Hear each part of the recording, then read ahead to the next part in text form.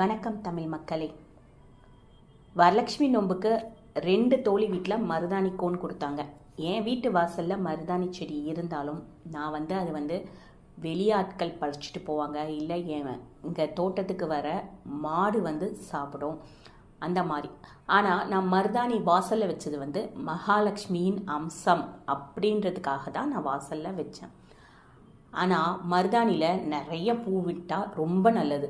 என் வீட்டு மருதாணி செடி நிறைய பூ விடும். ஆனால் இந்த பூவை கூட நான் பறிக்கணும்னு நினைப்பேங்க. ஆனால் எனக்கு முன்னாடி இங்கே நிறைய பேர் அதை கவனித்து பறிச்சுட்டு போயிடுவாங்க. மருதாணி பூ மகாலட்சுமியின் அம்சம் சொன்னேன். அதை வீட்டு பூஜை அறையில் நம்ம காமாட்சி விளக்குக்கு வச்சோ, இல்லைனா சுவாமிக்கு பூவாக படைச்சோ, இல்லைனா தட்டில் பிரசாதமாக வச்சோ அதை பூஜை பண்ணும்போது மகாலட்சுமியை நம்ம பூஜை பண்ணுறதா அர்த்தம். அதனால் மகாலட்சுமின்றதுனால அந்த மருதாணி பூவை கவனித்து நிறைய பேர் கோயிலுக்கு வரவங்க பறிச்சுட்டு போவாங்க. இங்கே இருக்கவங்க அதை பறிக்கிறாங்களான்னா கிடையாது, வெளி கிராமத்துலேருந்து வரவங்க பறிக்கிறாங்க. எனக்கு அது பெருசாக தோணாது. ஆனால் என் கோயில் தோழிக்கு அது கொஞ்சம் பெருசாக தெரியும். மருதாணி செடியை யாருக்கும் இலவசமாக கொடுக்கக்கூடாது. 1 ரூபாயாவது கொடுத்த பேருக்கு தான் நம்ம அவங்களுக்கு மருதாணி செடியை கொடுக்கணும். அவங்களும் நம்ம கிட்டேருந்து வாங்கணும். ஏன்னா மருதாணி மகாலட்சுமி.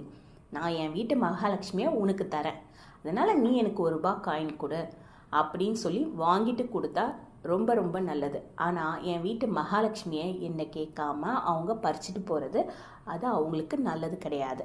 இது பழைய காலத்துலலாம் இதெல்லாம் ஃபாலோ பண்ணிட்டு இருந்தாங்க. இப்போ இதெல்லாம் நிறைய பேர் ஃபாலோவும் பண்ண மாட்டாங்க. என் வீட்டு மருதாணி செடி நிறைய பூவுணுங்க. இதை நான் பறிக்கணும்னு நினைப்பேன், ஆனால் எனக்கு முன்னாடி நிறைய பேர் பறிச்சிருவாங்க. அதுக்கப்புறம் இந்த பூவை பூஜை அறையில் காமாட்சி விளக்குக்கு, இல்லைன்னா தட்டில் மருதாணி பூவை கூட வச்சு வெள்ளிக்கிழமையில் தீபார்த்தனை பண்ணுறது மிக மிக சிறப்பு. அதுக்கப்புறம் பார்த்திங்கன்னா மருதாணி சுமங்கலி பெண்கள் கையில் வச்சுக்கிறது ரொம்ப ரொம்ப நல்லது. சென்னையில் இருக்கும்போது இந்த மாதிரி நம்மளுக்கு வாய்ப்புகள் அமையலை. ஆனால் வாய்ப்புகள் அமையும் போது அதை நம்ம பயன்படுத்திக்கிறது தான் மிக சிறந்த புத்திசாலித்தனம்.